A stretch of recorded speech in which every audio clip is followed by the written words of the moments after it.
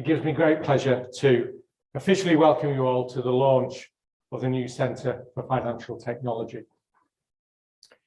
There couldn't be a genuinely more exciting time to be opening the centre, which builds on the extensive FinTech expertise that we have here in ANBS. For instance, in recent years, the rate at which digital innovation has shaped the financial services sector has accelerated dramatically, particularly since COVID-19 pandemic. And the new centre will ensure that we can continue to lead on these pioneering research and help businesses to keep up with these ongoing developments. The centre will provide a bedrock by which we can help to accelerate research into financial technology and develop real-world solutions to new challenges in the sector. It will also become a knowledge and research hub for digital advancements in finance, including cryptocurrency, blockchain, and artificial intelligence. It will collaborate with industry partners to provide theoretical insights and practical solutions to help companies respond to the latest challenges they face. As the FinTech sector continues to diversify, the centre will also offer a broad range of specialist courses and research areas for students and academics alike, spanning topics such as green finance, non-fungible tokens, and open finance. The centre will also act as a knowledge-sharing platform, bringing together FinTech firms and financial services institutions from across Manchester and the UK by hosting conferences and seminars, as well as hackathons, which problem-solving challenges for some of the industry's brightest minds. At ANBS, we've always prided ourselves on being at the forefront of FinTech. And this has always also been matched in recent years by the University of Manchester, which has been growing its activity in the wider FinTech arena.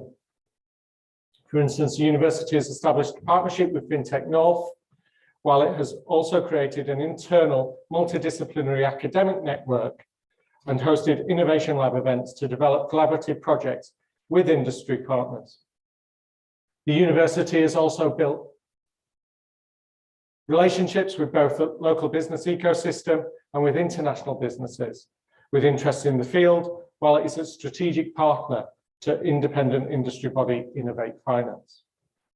By working closely with industry partners, we will also ensure our new centre relates to present issues and will have maximum real-world impact, while we will also play a crucial role in supporting future FinTech leaders. I, for one, am really looking forward to the following exciting growth of the centre over the coming years, and I wish everyone involved in the centre every success for the future.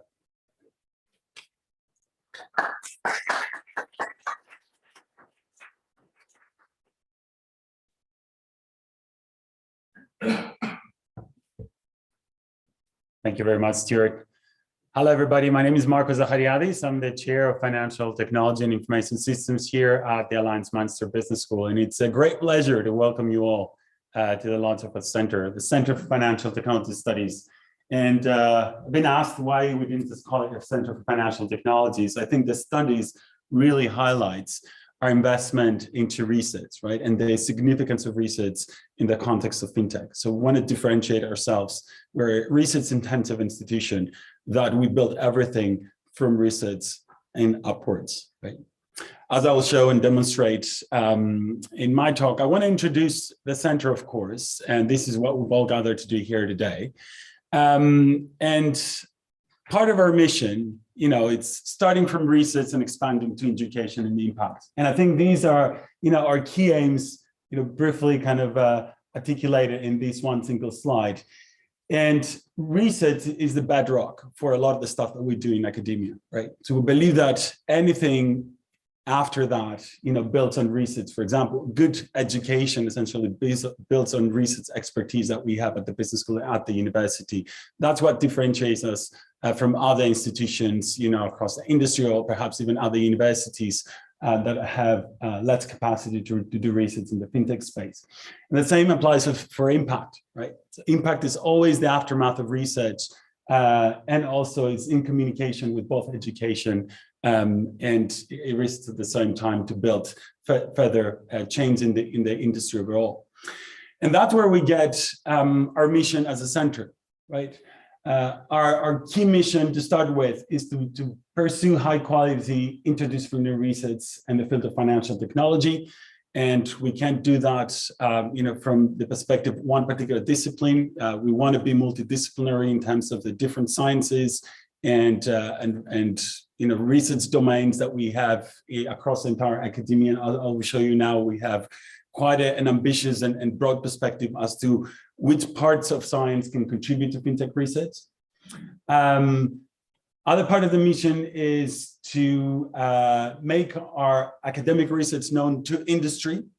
All these years, if you look at research studies that we have in the context of FinTech, something that has been missing quite a bit has been the translation of these research findings of this research that is often published in some of the top academic journals or less top academic journals. But whatever the case, research translation is really important. I think it needs to be very much at the core of the mission at the center. But also how to bring this research forward in order to try and create impact in the industry. And that impact is not just at the firm level in terms of business model transformation, but also at the economy level in terms of how to spur further competition from research insights at the productivity level across the economy, and how to try and boost UK productivity, for example, from some of the research insights and novel research findings that we have in the industry. So this is very, very much at the heart of the core of our mission. And, in the end, of course, everything needs to lead to education. So big part of our mission, as well as we have articulated in previous literature, across the industry and within academia, is that we want to be, as a university, want to be the ones who educate the next generation of analysts, managers, investors, entrepreneurs, policymakers, and regulators, right? So we really need, to leverage the research capacity that we have at the university and outcomes in order to feed that back to education. So that's one of the indirect ways where we can create an impact at the industry level as well. Now, going forward, and as I mentioned before, research cannot be done only from one particular perspective, right? So we need interdisciplinarity. We want people not just from the business school, and even perhaps one particular division from the business school, be it, for example, management science, where of course, the role of data and artificial intelligence play a huge role in the way we envision innovation within financial services. But there's a lot more disciplines within the business school and outside the business school across the entire universities that we want to leverage, right? So, for example, economic theories that we have about innovation, adoption and use of innovation in the context of financial services. Information systems theories that we have, for example, platform theory and transaction cost economics, or network externalities within platform implementations. Accounting and finance, really important to see and understand how finance practice itself, investors' behavior, for example, changes because of infrastructure and technology we have in financial services. And going beyond the social science, we have computer science, of course, and mathematics and other hard sciences where they can contribute to how we shape financial technologies, which themselves have impacted industry overall, right? So this can be done and should be done in a multidisciplinary way. The center, we're quite ambitious in that. We want to reach out to the rest of the university, already doing that, as we're part of different teams across the university that invest time in trying to understand the impact of financial technology. Law studies, for example, legal studies is another domain where we collaborate quite closely with colleagues from different parts of the university. So that's one dimension, but of course there's multiple more dimensions, I guess, in the way we need to approach the FinTech research. Another one, for example, is at the level of the different technologies that we can observe, right? So we have AI, we have blockchain, distributed ledger technologies, we have mobile computing, we have cloud computing and cloud services, application programming interfaces. And each of these different technologies have their own nuances, they have their own key characteristics with which we can try and leverage and innovate within finance, but also important to understand, as part of a research exercise. And the two other domains, which I think they are quite interlinked between them, is of course how all these different applications and technologies can be implemented across the different parts of the financial services industries, right? So we have, again, for example, payment systems, or within the context of money and payments, wealth management, insurance, market provision. We have lending and traditional kind of transactional banking, for example, and so on and so forth. So again, each one of these domains within financial services, you need to be able to identify the key contextual characteristics which will change and affect the use of particular technologies within financial services. And in doing that, it's really important to understand at what level of the industry architecture these technologies come in, right? So for example, we can have innovation, leveraging artificial intelligence at the payments industry, but sitting lower in terms of the value chain or the architecture that we have. For example, it could be something around fraud detection, or sitting higher at the overall value chain. Could be something about identification of consumer behavior, right? So all these things you need to break down in order to design and implement a rigorous research exercise. So that's, overall our approach in terms of, putting forward a coherent, a comprehensive research agenda at the school in terms of FinTech research. Just to give you an example, I'll give more examples, but just to give you an idea, we do a lot of research on, for example, application programming interfaces. And APIs can be, or the impact of APIs, for example, can be traced, at the top levels of payments business, for example, or the lower levels of a banking infrastructure, right? So it really depends. And these research questions are obviously different. So you can and have to identify them at the different points within the entire kind of value chain infrastructure domain and finance. And then, of course, a discipline. You can interrogate the same phenomenon, the same technology within the same concept, through a different lens. Could be the economics lens, could be the technology lens, and so on and so forth. It's really important to have that framework in mind. And here's some of the research projects we have pursuing at the moment, open banking and FinTech ecosystems, from the point of view of business models and competition, as well as productivity. We're having papers on identification infrastructures and the importance of data in that context. Papers around decentralized finance and blockchain, where we leverage theories and literature around governance, for example, and models of accessing financial services. Papers around the role of AI in finance, reports and papers around FinTech for good, asking and research questions around, for example, the role of FinTech within the ESG space, which is another contemporary topic.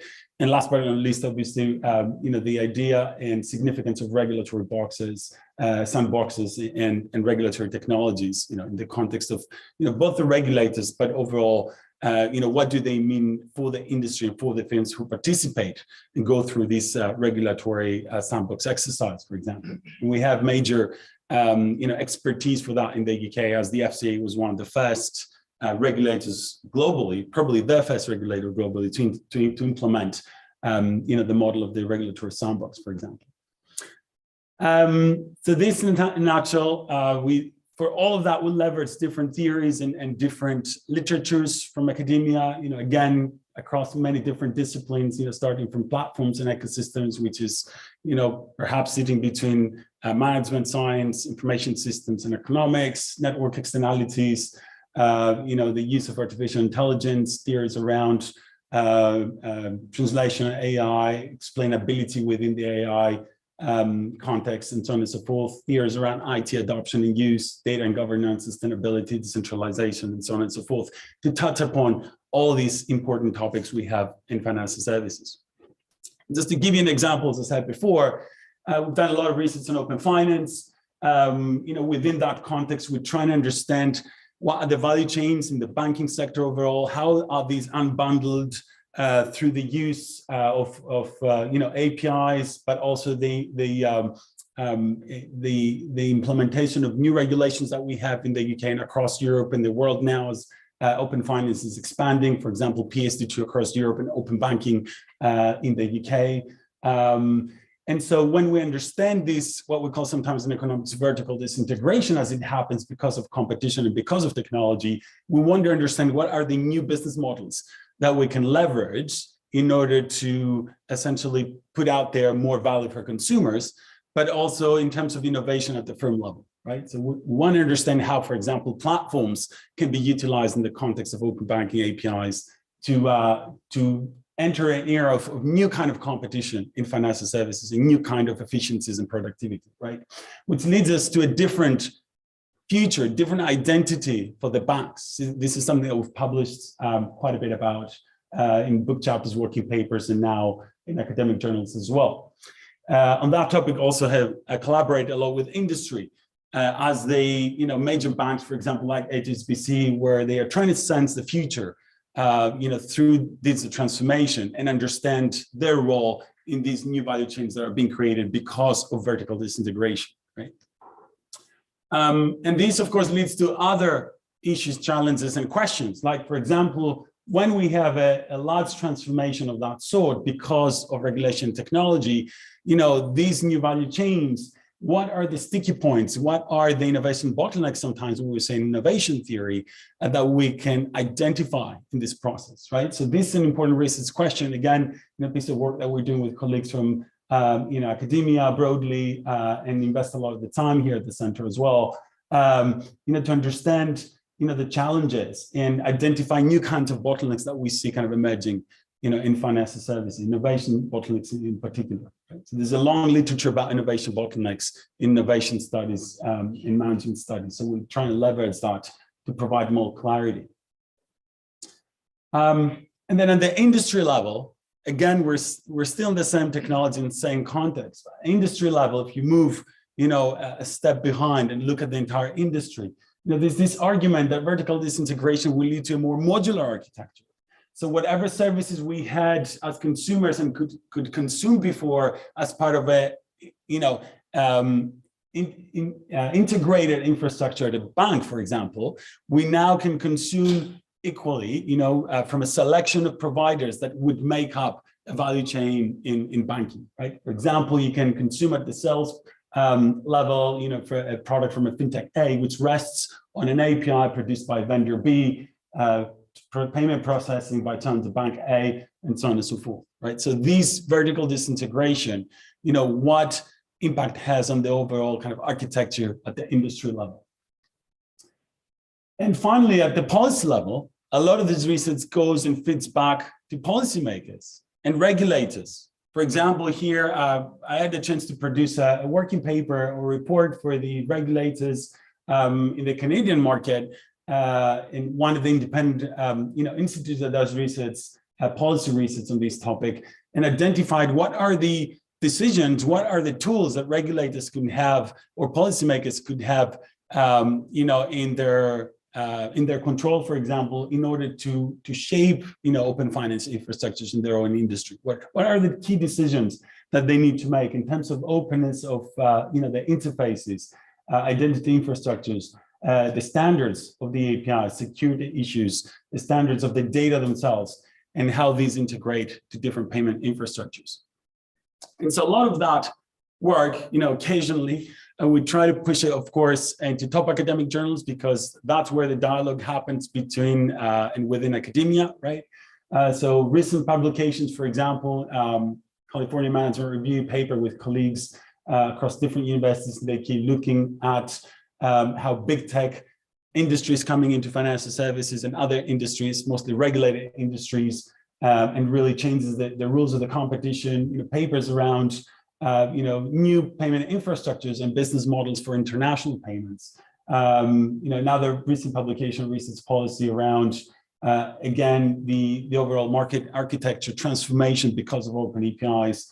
And another paper with colleagues from the center talking about the future banking, right? How FinTech competition and all these new technologies will shape identity banks and, kind of introduce them in a new era of digital competition going forward. So these are just some of the examples, publications that we've managed to put forward, and you'll hear more. So the entire team is here today pretty much to showcase what we've been doing the last 18 to 24 months as a center. We're launching today formally. We do this kind of official launch, but we have existed for quite a while as a team.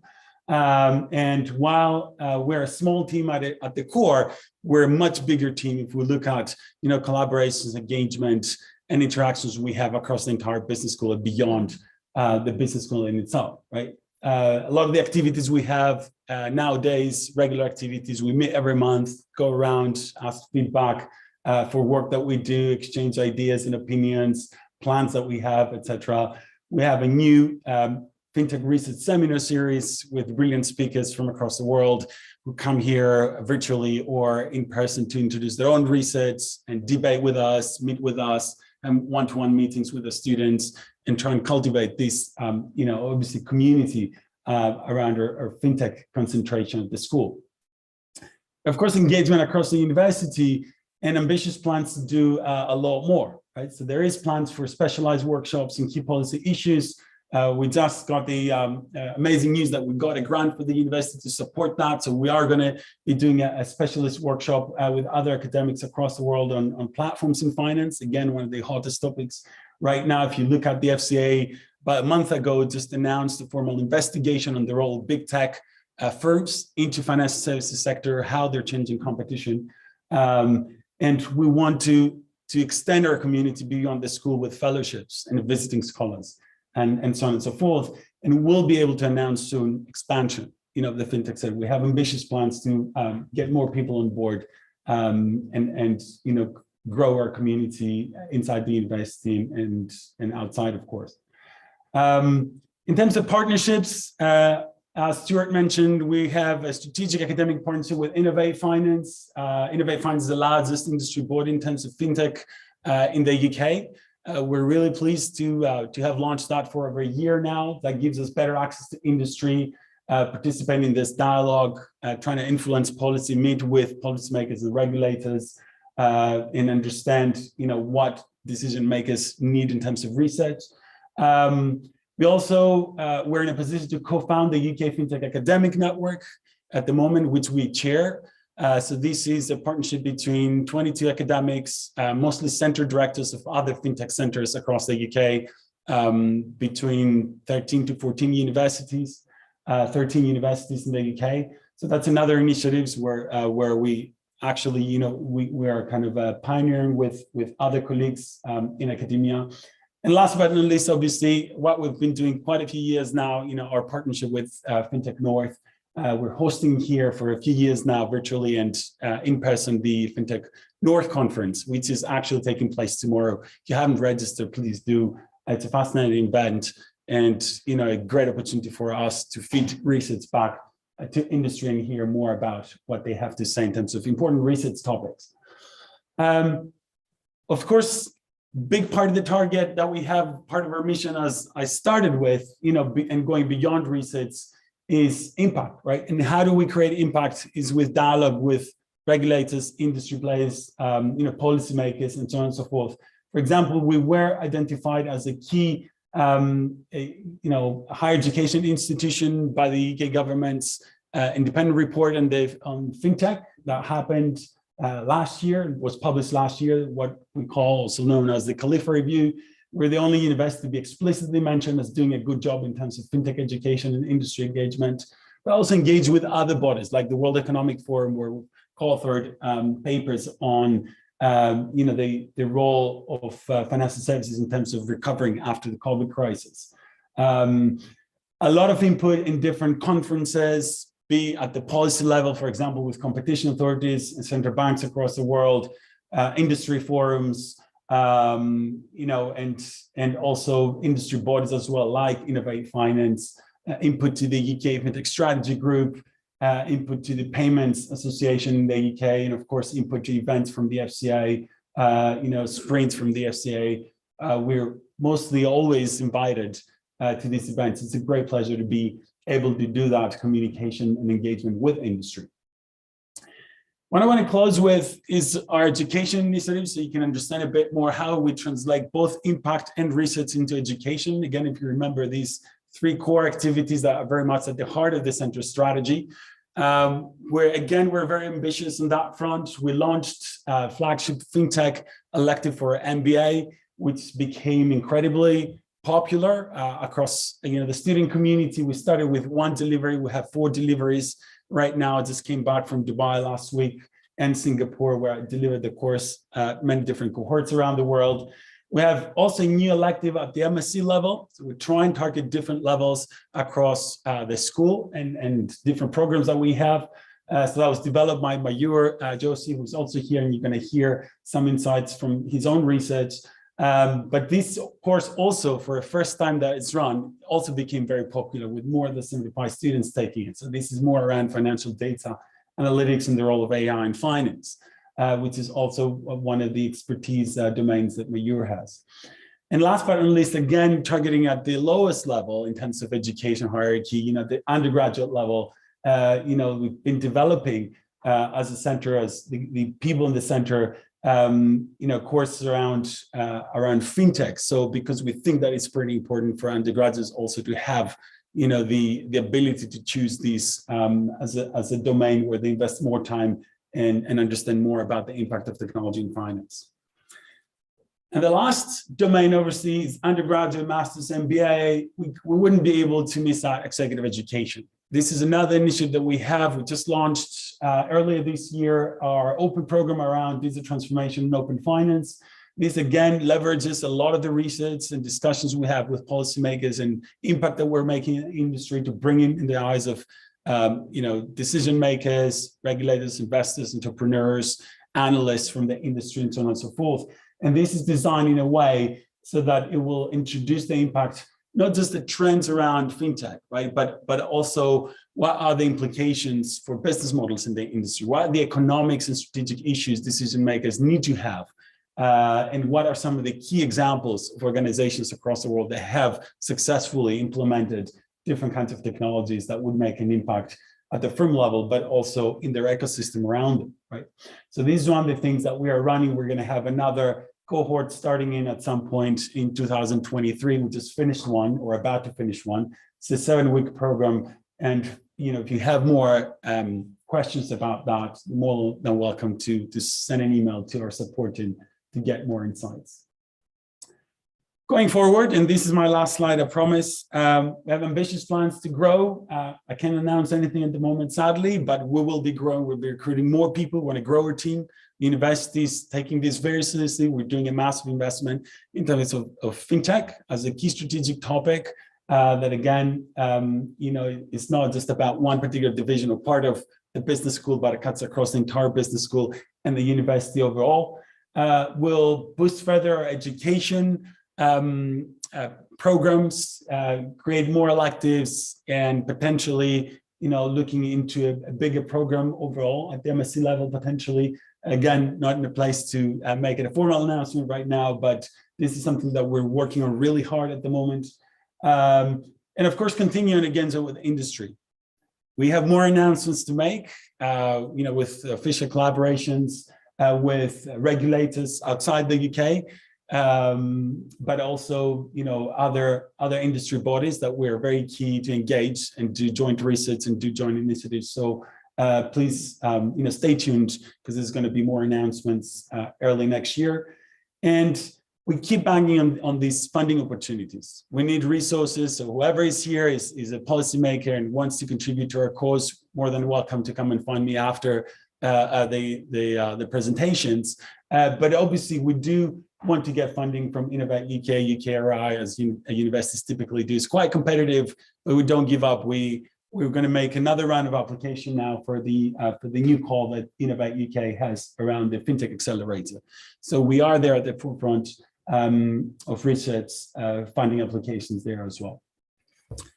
That's it from me. Looking forward to meeting everybody after the presentations. And now I'm going to hand over to my colleague, Mayur Joshi, who's going to present some of his own research insights and the work that he's doing around FinTech. Thank you.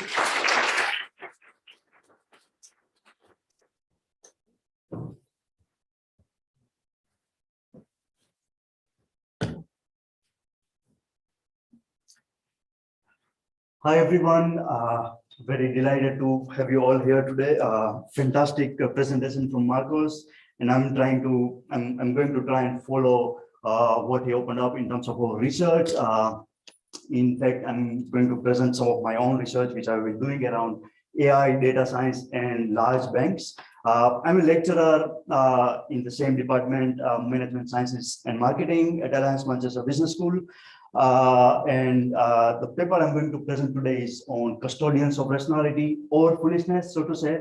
I'm trying to problematize the construct of rationality, the way we think of rationality in academia as well as in practice. A little bit on my background. So I hold a PhD in information systems from Ivy Business School in Canada. I did my undergrad in engineering and master's in management from India. I worked in industry for two largest Indian banks for several years before I joined academia. I'm still associated with Ivy Business School's FinTech Center in Canada. I also serve in an editorial position, but my research in general is at the intersection of digital transformation, data science, and FinTech. I try to answer this question in terms of how digital technology is shaped and in the process be shaped by the way organizations function. My part of research which I'm going to present today is published earlier in MIT Sloan Management Review, which was a practitioner article, and now I'm trying to make more of a theoretical contribution based on what I'm going to present today. So this paper is about large banks, and all these banks had hired data scientists. They wanted to join the industry bandwagon where all the large banks have been hiring data science professionals to get better in terms of their decision making, right? So they want to infuse rationality using AI and AI-enabled technologies. What I did was I engage in terms of theory. I engage with rationality, routines, decision making, and this was a qualitative study. So what I did was I spent about a year understanding what data scientists actually do when they were hired in these large banks, what they do every day, how do they try to produce their models, how do they generate insights, and how do they actually try to contribute to decision making, right? In terms of the organizational mandate, it was pretty clear. So all these organizations wanted to use AI to lean towards more evidence-based and rational decision-making. Since many of the AI-enabled tools are not plug-and-play technologies, they need a lot of development in-house. And because of that, all these banks had hired data scientists in-house. So they set up new departments. It was not a relabeling exercise, but they set up all new departments, hired professionally trained data scientists. And the task they were given was to help the business managers in making better decisions by developing AI-based models, right? Now, we need to understand that whoever has worked in banking before or does research on banking, they know that business managers have been making decisions in these large banks for decades, right? So since the inception of banks, they make complex decisions. And that's what they pride themselves in. And because of that, they have pre-existing decision routines. And the business managers think that they are very rational in making those decisions. And what they were looking for is to get better in making the decisions, right? So the pre-existing routines were the exemplification of their rationality of how they make decisions. So data scientists, when they were joined, they were required to work alongside the business managers to help them in making those decisions. And this was not a typical case of resistance to change. So we hear a lot of stories about large incumbent banks. They don't want to change. This was not a case at all about not wanting to change. The business managers were actually very happy when the banks hired data scientists. So they were looking forward to work with these data science professionals so that they can help them building models, automate a lot of the processes, and get better in bringing efficiency. So everything looked very good, but then still the data scientists suffered or struggled in bringing rationality to decision making. And this is the case. I'm trying to explain why that was the thing, right? So if you look at business managers if you have worked as a business manager before, you know that you have a particular way of looking at the world, right? So in case of business managers that I studied, they followed a specific decision routine. So for any particular complex decision, they would follow this routine, and following this routine, they would like to make the decisions. almost always what I've seen them is they will start with formulating a problem. So if you ask any business manager, what is your key problem that you're facing, they would easily list 3 top problems on the top of their mind. And those are the business problems they want to solve, right? And when they want to solve those problems, they are always in lookout for an efficient solution in the form of AI to be able to solve those problems. So their process of decision making is deductive in nature. They would start with a problem and they would try to look for solutions to solve those problems. So this deductive cycle was the cycle they were coming from. And what they did is they opened up the routine for search, which we, in a theoretical language, this routine is about trying to identify and discover new solutions for the existing problems. And for that routine, they opened up the doors to the data scientists to come and join them in solving the problem. In literature, we know this process as a procedural rationality. And so they opened up the search routines and they went ahead and designed specific new routines for the data scientists to come and join and help them in making the decisions, right? So they would formulate problems very clearly, very specific aspect of problems for the data scientists. They have the parallel problems in mind which they wanted to solve. They will create a specific space for the data scientists to come and develop the specific models for them. And then they will evaluate the solution using their own objective business metrics they would have. Doing an example of a project. So this was an underwriting automation project where what they were struggling with was increasing, because of the increasing volume of the loans the underwriters were processing. They were making errors, right? So they formulated the problem very specifically that because the underwriters were making problems, because of the tedious process of manually developing the underwriting scorecard, they wanted AI-enabled automated scorecard. So they wanted a specific problem to be solved.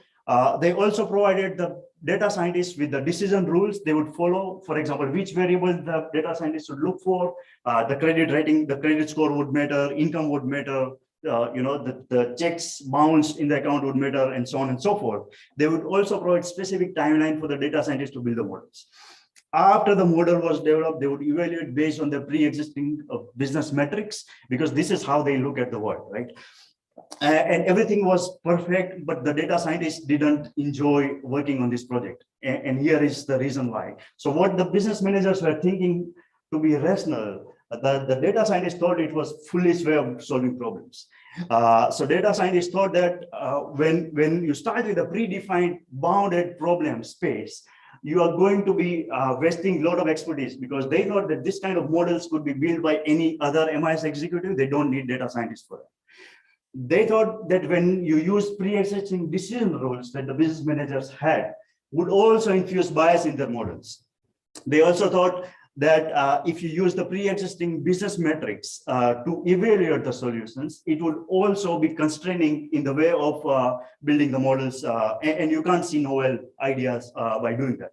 So what happened is that this kind of projects, they moved forward, they went into the deployment, they were able to build a model, they were able to automate the underwriting scorecard, but the data scientists were not happy. So for data scientists, this was not a case of rationality in decision making. Now let's take an example from the data scientist point of view. So what data scientists did is they started proposing their own models, their own projects through different set of decision routines. Now for data scientists, the rationality lies in data. They believe a lot in data-induced rationality, and in academic literature, we don't have this construct yet. We don't recognize this as a form of rationality. In fact, a lot of academicians would call this foolishness. But this is what data scientists considered a rational approach to decision making. They would almost always try to start with search. They would like to do a lot of exploratory data analysis even before they can think systematically of the problem they want to solve, right? So they would start with search, develop solution, then formulate the problems. And at the stage of problem formulation, they will invite the business managers to help them in making decisions. And the other routines, which I'm not going to discuss today. But this is a typical inductive cycle of decision making, which the business managers didn't follow in those organizations. So what they did is they went ahead and materialize their actions, the intended rationality in the form of routines. So they started playing with the ideas, playing with data, get their hands dirty. Then they would evaluate the models they would build based on the confusion metrics, the standards of predictive validity. And then they would try to discover novel problems by doing this process. So in their minds, the use of AI in decision-making should be able to discover novel path-breaking problems which the business managers didn't solve before. And that's what the whole purpose of them joining the banks was. In fact, if we follow industry discourse, we know that a lot of discourse in the industry is that large banks have piles of data and they are not making use of it. And these data scientists were sold on this argument that when you join, you will be able to work with data, you will be able to make use of this data to solve novel problems. And this is what they were chasing as their dream to work with the banks, right? And this is an example of an attrition project. Wouldn't go into the detail, but this is a new project the data scientists proposed. They did a lot of exploratory analysis. They built the models iteratively, a lot of feature engineering, parameter tuning, AI-based models. And after that, they discovered a problem which the bank was not solving before, which is they wanted to prevent attrition. They wanted customers to stay with the bank, and they wanted to develop tactics how to stop customers from leaving the bank. And this particular bank, they were not following attrition prevention model before systematically, and that's why they thought this to be a new opportunity. And again, ideally, this should have worked, but the business managers, they thought that these were all foolish arguments to make. So this was a foolish way of using AI in decision making. Why? Because when the data scientists started playing with the data, the business managers thought that they are wasting a lot of their time in chasing the kind of problems that don't exist. For them, they didn't want to solve the attrition problem, right? So they thought that the way you chase predictive validity. So they, for example, in this particular project, the data scientists did feature engineering, developed 300 features of basic 15 variables. And out of these 300 features, some were very significant in predicting attrition. And when they wanted to explain this model to the business clients, they were not able to understand it because this doesn't fit their pre-established bins through which they look at the world. So customer segments, age groups, income groups, these features wouldn't fit in these pre-existing metrics.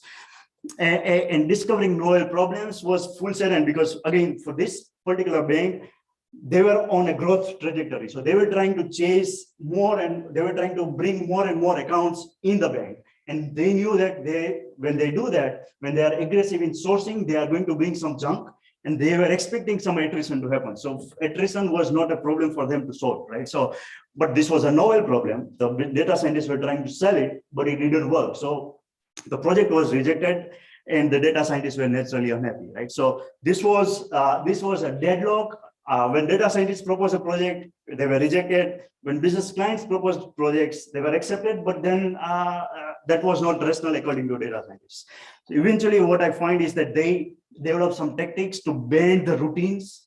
I call them bending and blending tactics. And again, I wouldn't go into the details, but what they try to do is data scientists started to act temporarily foolish in their own eyes to be able to act rational in the future. So what they would do is, for example, they will develop a project for the business clients.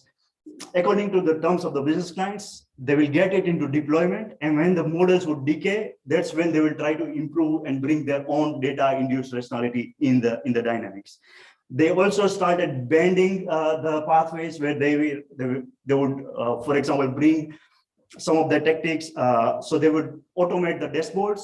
And when they automate the business reporting dashboards, they would try to show the performance gaps in a way that the business managers would see that this is the problem we need to solve. And that's why they would come to the data scientists to solve those problems in a more deductive way. But the problems were solved to the business clients by data scientists by following specific tactics.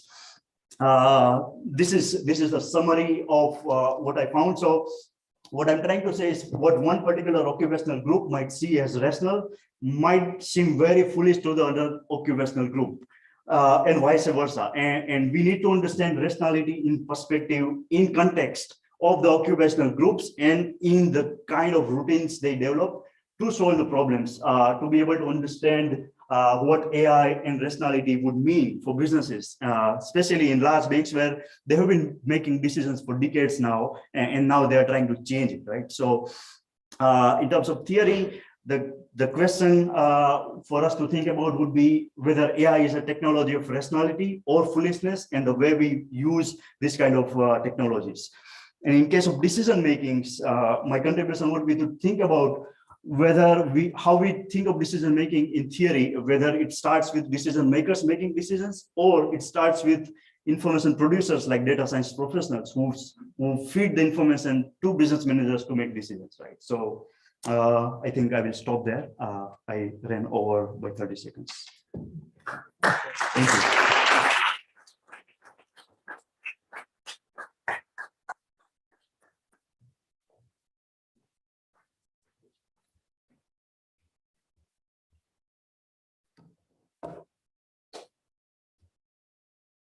Yeah, hi everyone. Am I audible? Yeah, fascinating presentation, Mayur, and thank you for this opportunity, Marcos. So I'll touch a little bit upon what kind of research I do, and I'll start with the tech stack. Some of you know blockchain, some of you don't. So if you see in front of you, that's a typical blockchain ecosystem stack. Sorry. So at the bottom layer, you'll see there's something called a settlement where all the transactions get recorded. On top of that, there's something called as assets. You play around with those assets using transactions that get recorded in the settlement layer. And then on top of that is your protocol layer, whereas there is exchange, lending, decentralized autonomous organizations and stuff. On top of that is the application layer, which is basically your UI and aggregators on top of that. Why I'm showing you this tech stack is because my research spans all these layers across, and it's not focused on one. To give you an instance, I'm sorry, yeah. So one of my research studies is in the settlement layer, where we try to come up with a stable coin based on changing the network parameters and seeing if we can achieve stability in the cryptocurrency exchange rate based on controlling the network traffic. The second study is based on initial coin offerings and open source developers, wherein we look at how entrepreneurs engage not only with investors, but also with open source developers, because they form a key part of a blockchain development. And for instance, we all know Satoshi Nakamoto came up with Bitcoin, but we know that somebody else is running the project now. Similarly, with Ethereum, Vitalik Buterin did a lot of work, and Gavin Wood did a lot of work in the beginning, but now it's all open source developers that are running. So it's very essential to involve open source developers, and the methodologies I use is mostly economic modeling, game theory, and contract theory. I would like to talk a little bit more in detail on my current paper, which is from Constitution to Disbandment. It is, okay, I don't know how to change the, let me go ahead.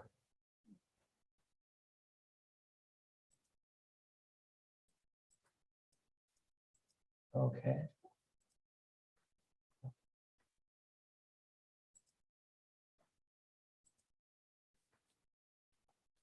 Yeah, so I'll give you a slice of what kind of research I'm doing. I gave you an overview of 2 projects.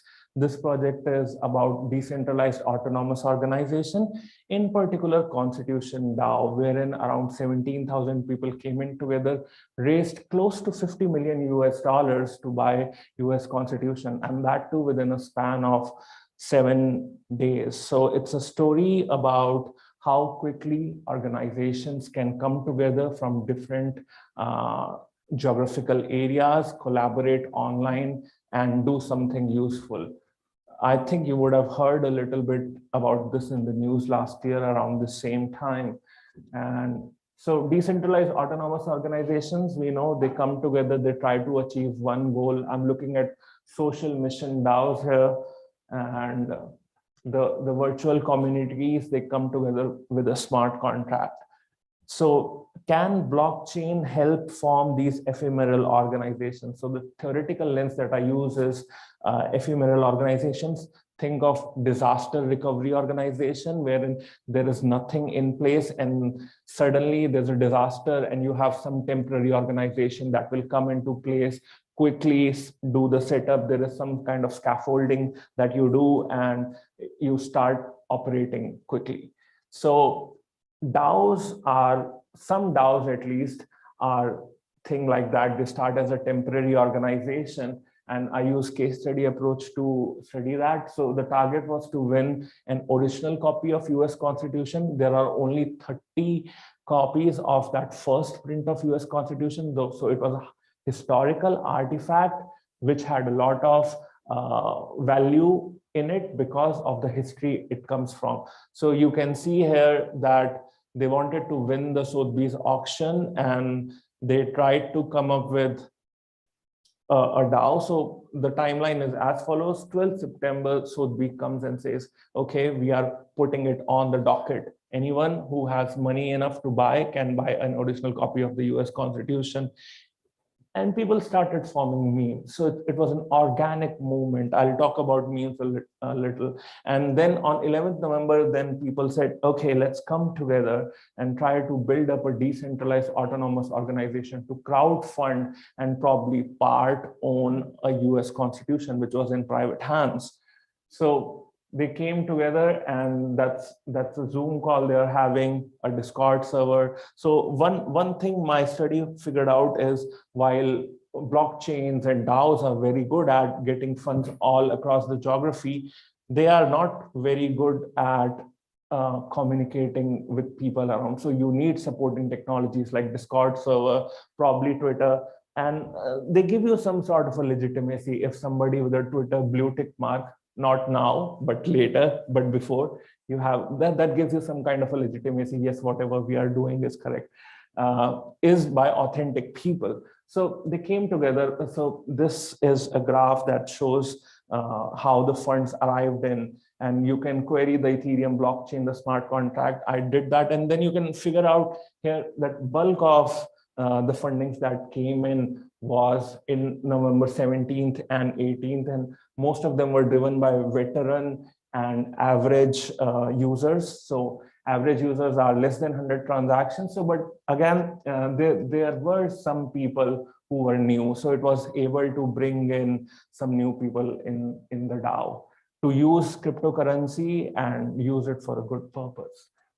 And so this is the meme, the Nicolas Cage meme. If you haven't watched the movies, National Treasure. So he has National Treasure in his hands. So they tried to buy the US Constitution. They use something called as juice box. And so you have, when you have seven days to bring in as much money as possible, you don't go and write your own smart contracts. You actually take smart contracts from existing people. So Juicebox is a DAO in itself. So what they did was this came to Juicebox and said, can we use your DAO and can we use your APIs to prop up or scaffold our DAO, get the money in? And they were able to raise 49 million. And Juicebox has a governance of its own DAO. So they said, okay, they are doing something good. So can we waive our 5% crowdfunding fee? And everybody voted, and then they said, okay, it's waived. Whatever money you have, you can spend all of it in the auction. So that was the thing. And again, so three parts, I put my 3 bins. I put my findings in: coordination, control, and incentives. And then the coordination is financial composability, using already existing scaffolding to prop up the organization quickly. So the example I give is, one of the founders said we had a 4.5 million transaction coming in. And if it comes through normal channels, you will have to do a lot of paperwork. All you could do was a simple transaction in Ethereum to get that kind of a money. And then trust through transparency. So if I'm spending my money and giving it to a DAO, I am sure that the money is reaching there because I can query the blockchain myself. Anybody can query it. And trust was, transparency was also an issue. I'll bring about it. Maybe I'll bring about it here. So what happened was, the competitor who was also competing for the US Constitution knew how much money the DAO had. So if you and I are bidding on a US constitution and you know how much money I have, you will pay £1 extra and win that. And that's what happened. So although transparency gave you trust, transparency also led you to lose that auction. And there are people working on zero knowledge proofs to obviate that shortcoming.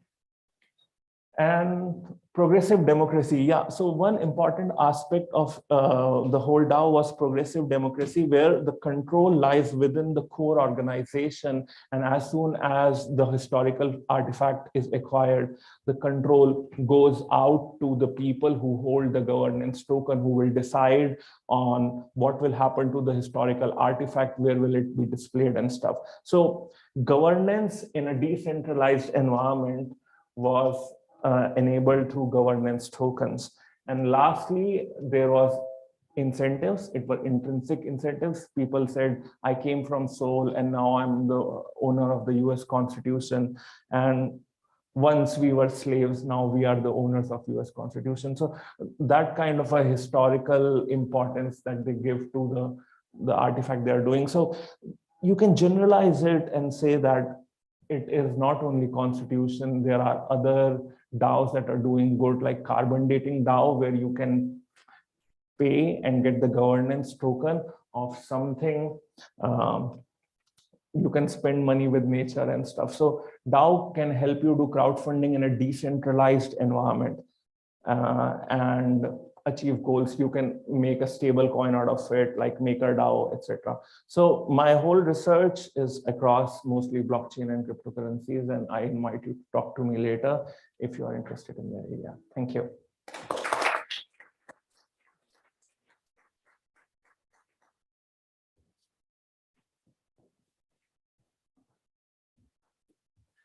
Good afternoon, everyone. Thank you, Sim, for this presentation. My name is Efthymios. I am a research associate. I would say I represent the fin side of FinTech, wannabe tech. Today I'm just going to first talk about the project that Marcus mentioned. It's a published paper. It's co-authored by Victor Morintev from Social University of London and Marcus. The impact of fintech revolution on the future of banking and the underlying opportunities and risks. So in this paper, basically, we talk about whether fintech is going to have a total disruption in the financial services industry, or is going basically to strengthen the portfolio of the existing banking products, how regulation, global infrastructures, and geopolitical frictions will shape the future of banking. We also provide some research ideas and discuss key implications for policymakers and practitioners. This is an open access paper. I would strongly encourage you to read it because it can provide you, let's say, a general understanding of how fintech is going to impact the financial services and how the banks are expected to respond to this disruption, but also it's a good paper for those researchers that want to get some ideas for future research. Now, a couple of points from this paper. It is kind of unlikely that fintech lenders will replace banks because banks are developing their own fintech platforms or working with fintech companies. Now, any interaction between fintech and banks should not be seen as a zero-sum game. Someone needs to win, someone needs to lose, but rather is this complementarity of this interaction that creates these opportunities for both banks and fintech companies. Now, fintech has an important role in the digital transformation of banks. We have seen banks investing to increase their digital capabilities in mainly in payments, banking, and financial solution spaces. But we expect other spaces also to receive investment as they become more relevant for the business models of banks. Now, open banking is at the center of these new platform-based business models that banks are exploring, and we expect banks to move from brokering money to basically brokering services or access to services, leveraging their strategic advantage of handling the personal information and verification of identity of their customers. Agility, digital ambidexterity, selling experiences and products, personalization of products and social responsibility, and financial inclusion are key elements for banks as we go into this new era. For more, please read the paper. Now, the second project I want to talk about, which we're really excited for this, is the NFT project. Before I start, it's just I thought a good idea to include these two memes. And indeed, my parents in their 30s, probably they will think investing in the property market is an excellent, investment. But now they will think probably, whether the house is good for the family, whether the garage is big enough to fit their car. But we see now people in their 30s probably they will think to buy a pet NFT for rock for $40,000, right? Or they will sell their house to just buy a JPEG of an ape. I know this is like extremes, but the world is changing and our mindset should also. Now, the financial technology has been basically driving innovation in financial markets. And with this, we have the emergence of the digital asset market. NFTs, non-fungible tokens, are in the heart of this trend. And when we're talking about NFT, basically in its basic form, it's a digital asset that links ownership to unique physical or digital items. One of the most important characteristics of the NFT is that they're not interchangeable. That means that with NFTs, any tokens has unique properties and it's not worth the same amount as other similar tokens. Now, the literature, and especially the finance literature for the NFT market is still very nascent. We need to learn more about this market. We need to understand more about this market. Why this is important?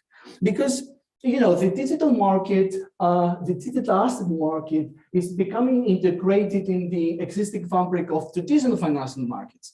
In the past, we had only some blockchain native investors that would care about digital assets. Now we have institutional investors actually that they wanted to include digital assets in their portfolio. There is also some survey by Deloitte in 2021 shows that 80% of the leaders of financial institutions, they believe the digital assets should become a strategic priority. But apart from this, the NFTs are a new way of creative expression and inclusive growth. They bring together content creators from different spaces into one ecosystem. Also leveraging blockchain technology and cryptography, they provide security, enhanced authenticity, ability to verify ownership. Actually, this is a very important characteristic of an NFT, right? Your digital asset or your physical asset can be replicated, it can be faked, but the link to the ownership of the authentic one cannot. This is what NFT is about. And then there is some suggestion that NFTs improve market efficiency. And of course, they provide this ownership fractionality. This is another important attribute of the NFTs. They allow the division of ownership into fractions. Now, apart from this, the NFTs play an important role in the decentralized finance space. And this is a space that has attracted a lot of attention in the past years. And recently, there is this ongoing discussion of having two versions of this space, one regulated and one unregulated, basically indicating that the market really thinks that there is a potential there. And NFTs are at the core of this space. We have seen NFTs being used as a collateral for financing on the blockchain. But also at the same time, when the metaverse, if the metaverse becomes a reality, or more accurately, a virtual reality. The NFTs actually, we expect that they play an important role in the governance of metaverse. All this on top of course, concerns from regulation about money laundering and data protection and cybersecurity that all the digital assets have. Now, in this project, what we have done is we have collected data for CryptoPunks. CryptoPunks are the oldest, one of the oldest actually, NFT collection dating back in 2017. We have collected this data with web scraping, and we have cross-validated from two sources. One is the Larva Labs website, which are actually the developers of these CryptoPunks, and then is the Etherscan, which is an explorer that gives access to the records of the Ethereum blockchain. This data is from 2017 to October 2022. It's secondary market transactions, and of course, after the initial claiming process, we're left with more than 22,000 observations for sales, more than 93,000 observations for offers and offers withdrawn, and more than 50,000 observations for bids and bids withdrawn. Now, for offers and offers withdrawn, these are more actions taken by the owner of the NFT, the potential seller, and the bid and bids withdrawn are actions taken by the potential buyer. This data allow us access to some interesting information from the idea of the CryptoPunk, the price, the wallets involved, the wallets that started the transaction, the gas price, the gas use, the gas limit, and so on. Now, the focus at the moment of this project is to map the NFT market. We want to understand what is going on in this market. Specifically, we want to understand how the pricing is happening. Is there any characteristic of the NFTs that drives the price? Or is just there is nothing there? What is the market mechanism? Is there any traditional market mechanism in this market? And then what is the investor behaviors? Is there a clustering in terms of trading? Do they buy and hold their NFTs? Do they just join this market for speculative purposes? And ultimately, we want to see whether this market has any implications for the governance of metaverse. Now, before I give the floor to Lavinia, she's going to discuss more about this project. Just a couple of things in terms of the descriptive statistics. And of course, from the 10,000 CryptoPunks, not all of them have been actually involved in sales. Some of them, they have never been sold. They just are with the initial owners. We don't know why. They want to keep them. But for those that we have information, actually, there is some two interesting patterns here. There is some sort of correlation, let's say, between how unique a CryptoPunk is in terms of the type, and then the average price and the number of sales. So the more unique the CryptoPunk, it seems like the higher the average price and the lower the number of sales they are involved in, right? So if you have something very unique, you won't easily sell it, right? And if you sell it, you will ask higher price on average. Now, and one last point here is that what we have seen is the majority of the investors, they prefer to use marketplaces where the platforms, they don't really charge a fee for the transaction. We see that more obvious, like 100% of the transactions for the more unique CryptoPunks take place in Larva Labs marketplace, which is a platform that charges zero fee for the sale. So, and with that, I have finished. Thank you, and Lavinia can actually continue talking about this project.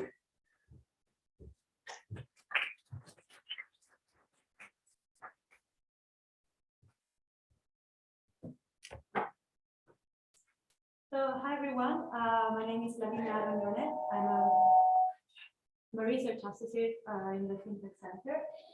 So I will just continue the discussion on the NFT project with Marcus and Activius. I will go through the model that we use, some of the key variables and the preliminary results for this. So we had so far. So we just run like a very simple regression because it's already a new topic. We don't want to overcomplicate that much. And we basically, as Activius said, we want to see at the price of NFTs as one of the key contribution of the paper. We want to know if there are some factors that can actually explain better the price or not. And what we do is to use a number of variables and we decide to group them into different, let's say, a group of variables. So we have some aesthetic, attention, investors' behavior, market factors, and controls. So by doing this, we really try to understand and have an initial understanding of what is this market doing. Okay. So we express the price in USD, and what you can see is the in the plot is the price of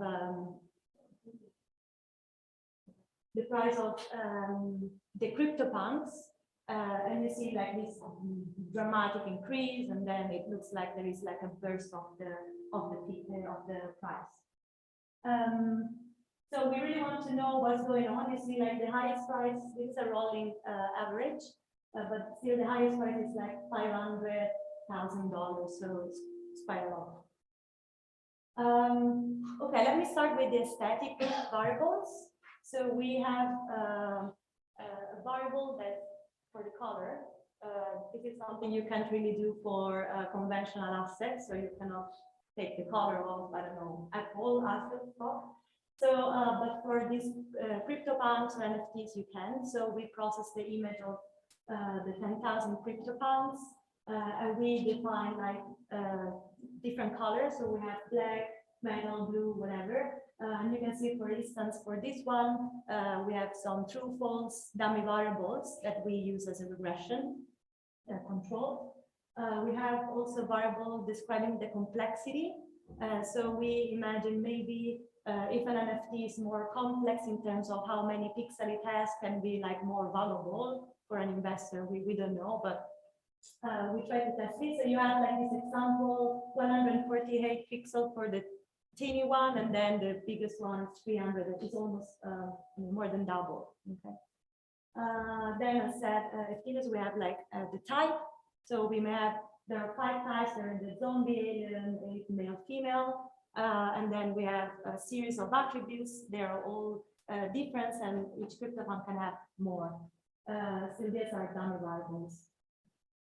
So this is the aesthetic control. We then have an attention group of variables that includes the Google Trends for Ethereum and NFT. There's some work in the literature that found like some correlation with Ethereum attention. We also have the NFT. And in the plot, you can see the black line is the NFT attention. It's as you can see, it's peaking mostly during the burst of the potential bubble after 2022. So we then have a group of investors' behavior. We call in this way. We are open to suggestions, obviously. So we have we create 2 variables, one for the buyer and one for the seller, where we try to basically describe their undecisiveness in terms of like how many, for instance, for the buyer side, how many bids are withdrawn every day in relation to the total number of bids that there are. So if you imagine that if there are like a lot of bid withdrawals on a day, it can signal that the buyers are not so sure whether they want to buy anymore. So there is some indecisiveness. And from the seller side, it's the same, but with the offers.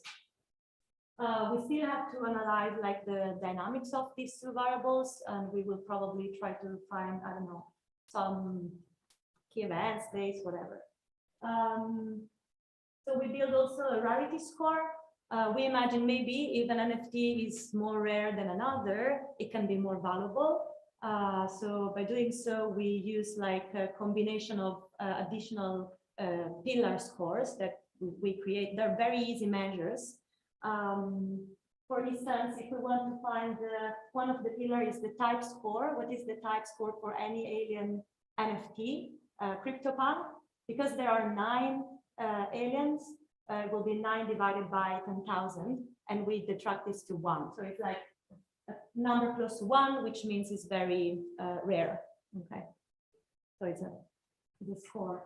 Another variables we are very interested in is this different community dummy, which basically tells us if the NFT is sold outside the community, where the community is detected using the Leiden algorithm, which is for clustering. So all the nodes are the addresses that are selling and buying. And then we can actually find some clusters and see if the sale is happening outside this community. Okay. Then we have order, we have the count of the bids, or how many unique or different bidders are in the bidding, I mean, before the sale, super traders dummy, like the most active traders, if they are involved in the sale or not. So we have others. For what concerns the market factors, we mainly use like a variable signaling the congestion of the market, intended as the Ethereum average block time. So how many seconds or minutes needs each block to be built. We have the Ethereum to US dollar price, and then transaction fees, very important. And other controls such as the direction of the sale or the platform.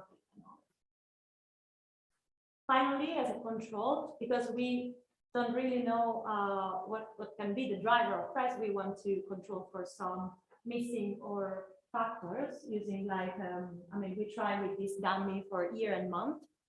So anything is, we try to control for also missing factors. Okay.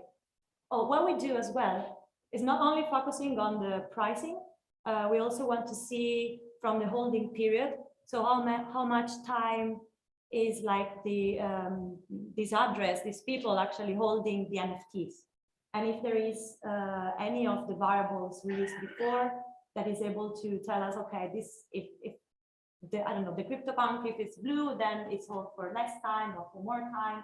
So we want to explore also that.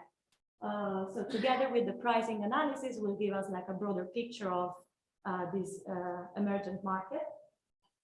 And the holding period is expressed in time for each sale. Okay.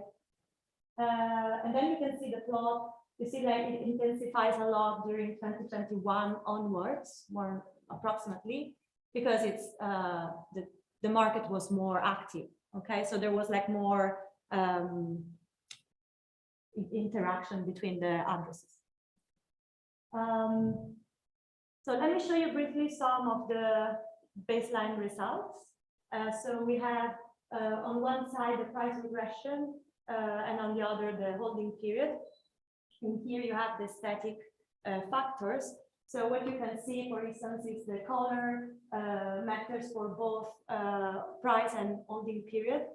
For instance, for the price, if it has some white, then its price 3.8% more, while if it has some white, it's called for 11 days more. So this is how you read the table, okay?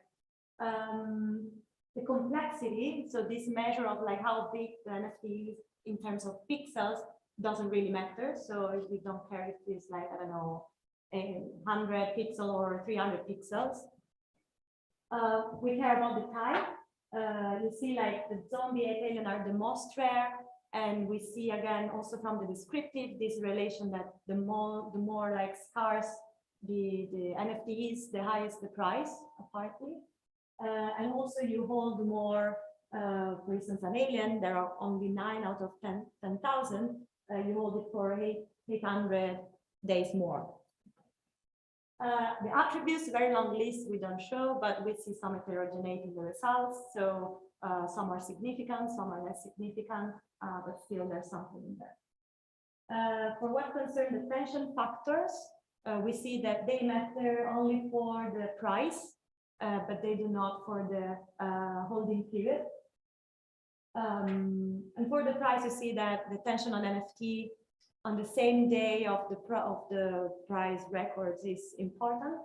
And there is like a reverse impact on the lag. So that yesterday, let's say yesterday, news or attention to Ethereum. Okay. So for the investors' behavior, again, what I can actually focus on is, for instance, different community variable. So we said, what happens if the NFT is sold outside the community? We see that if this happens, the price is almost 20% higher. Okay, so there is like an increase in price if this is sold with people or addresses that are not with your group, which may have like some implication for other things like wash trading. Maybe we want to explore more. Let me also show, like, for instance, the rarity score. So if an NFT is more rare, its price is 91% higher. So it seems that, okay, people care about the rarity in the pricing, but not in the holding period. So you see that there is no significance. And for the market factors, we have some, again, like some heterogeneity with the effects on price and holding period. For the price, all of them matters, like congestion, transaction fee, the price of Ethereum, and so on. So to sum up, these are the tables summarizing the results so far. So we see again, like the price are affected by aesthetic factors as well as the holding period. Attention only matters for price. Investors' behavior affect differently these two variables, as well as market factors. So, okay, so I think this ends this NFT project. Then I can spend maybe a couple of words for other projects I'm working on. I have no slides, but I'm also very active on the green finance research. For instance, I have this paper is a collaboration with the European Central Bank. And what we do is to use textual analysis, and we construct two indicators for climate risks. One for physical climate risk, that's like, I don't know, floods or other type of physical hazards. And the other risk indicators is for transition risk, like the transition to a greener economy and so on. And these two are available at the daily level, and they find many applications for different studies, both for finance, for FinTech. And so on. Okay, I think I finished, so I like to start.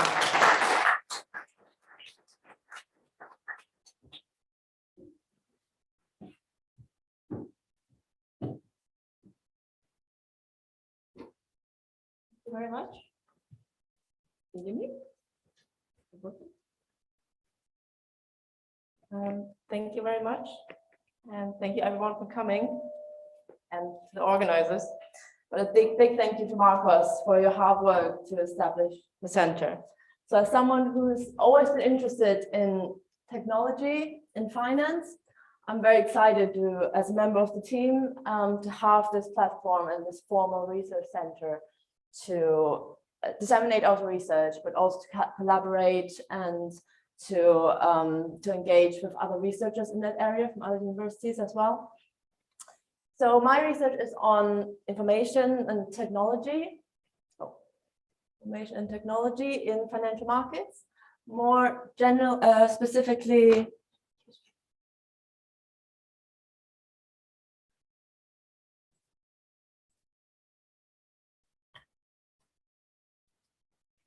More specifically on the price discovery process in financial markets and the role that technology plays. Technology influences the price discovery process. By price discovery, we mean how financial markets arrive at their market prices in terms of the supply and demand, as well as the information that is impounded into market prices. And by information, for instance, in our research, we use bank user data. It could also be news data, as well as regulatory filings. And technology has had a significant impact on the data availability within these areas. Secondly, the technology also has transformed the way we disseminate information.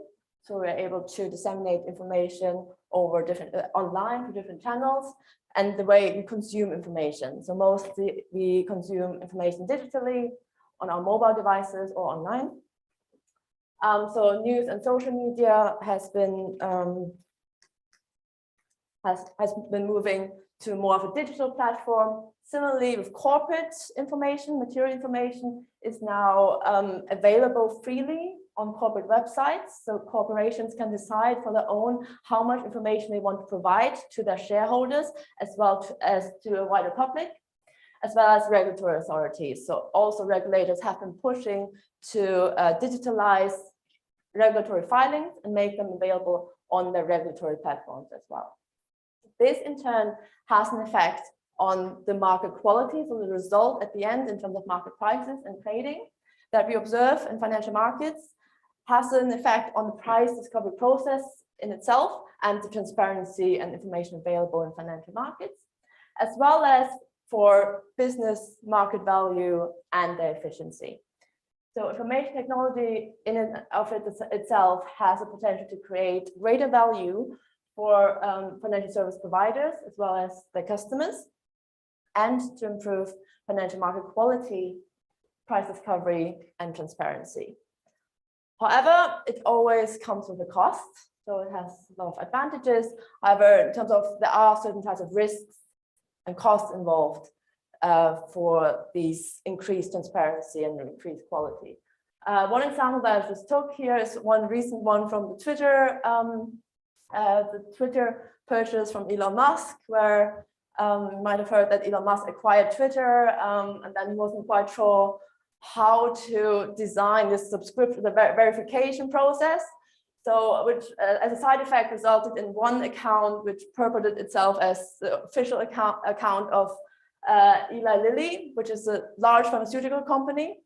So they tweeted that we are excited to announce that insulin is free now, which basically sent a shockwave to their shareholders, resulting in a 4% decrease in their share price, which equates around $10 to $15 billion.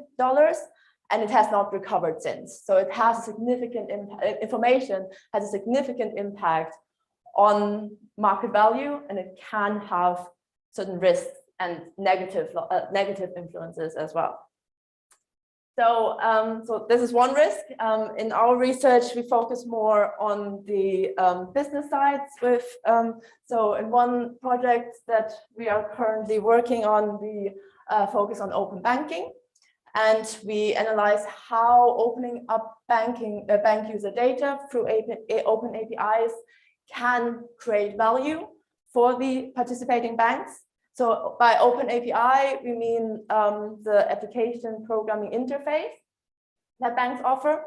And by open banking, what we mean is the opening up of bank user data. So open banking basically describes the process of banks opening up the customer's data and make it accessible to third-party providers. And this has great potential to create value, since banks would be able to offer some apps, some services through their third-party providers without really developing them themselves. So obviously it also comes with a risk. So on the upside, we can see that it has a great potential to increase the value for both the banks and the third-party providers through the increased service offering and an increase in efficiency. So for instance, if you make a payment online, rather than going to online banking and making the transfer directly yourself, you could just open up and provide access to your bank account to the seller and automate the payment process via the API. Secondly, It also creates potential to increase the service offering to their customers through a wide range of different mobile apps and a more personalized service offering as well. So through the use of bank user data, banks are able to analyze the data and offer more personalized services to their customers. On the downside, obviously, it's an investment that the banks will have to make. So, and it will come with a transformation of their own strategy and their own internal processes. And more importantly, it comes with certain risks as well with respect to data security risk and cybersecurity risk. So obviously to provide information and access to your banking data and potentially to your bank account, this might result in significant financial losses. So this is a joint paper with Marcos and our PhD student, Xiang Lin. So in our recent working paper, we analyzed the API adoption of banks. And in our preliminary findings, we show that API adoption has potential to increase bank profitability and market value through these channels of efficiency and value creation. Furthermore, in terms of like other data sources, we in other projects analyze the information availability that is offered through corporations and regulatory platforms.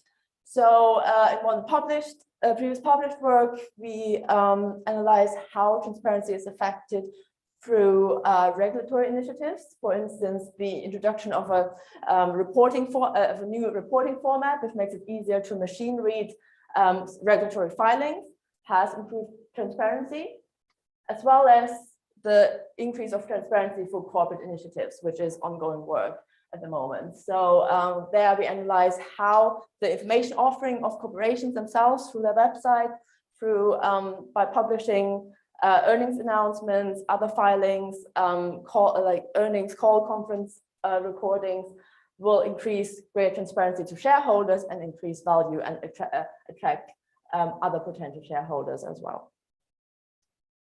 So the third source of information and news is news ticker data that we use for our research. So one project that I would like to highlight is a published paper with research associate Lavinia and Professor Stuart Hyde, who's also sitting there. So in there we analyzed the effects of news on the cryptocurrency market, and we find that basically investor enthusiasm for Bitcoin is fueled by crypto news, particularly during bubble periods. One limitation is this has been published before in 2020, so before the burst and before FTX. So you might want to revisit that again. Let's see. So yeah, but anyway.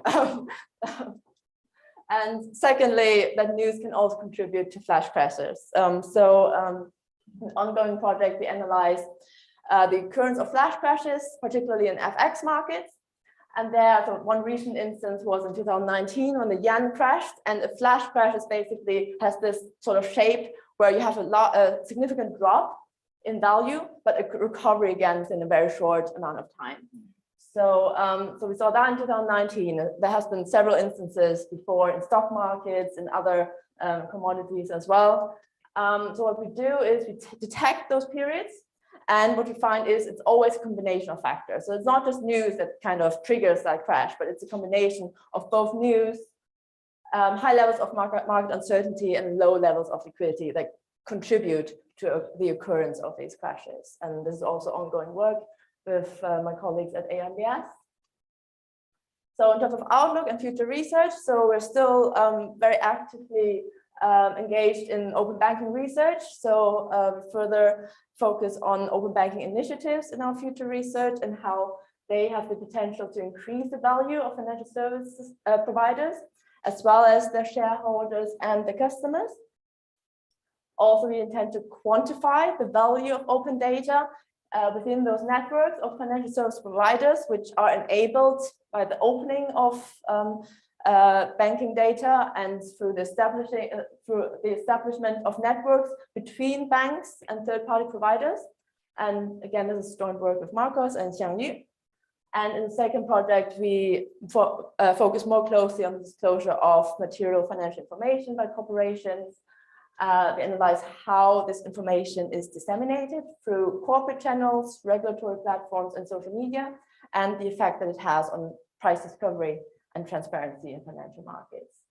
So both projects have basically or analyze the impact of technology in financial markets in different areas, and how technology has shaped the information channels in different contexts, and also makes inferences on financial inclusion to a wider public, as well as the information access that is available to shareholders and existing customers, but also how to engage potential new investors and new customers for these banks. So thank you very much.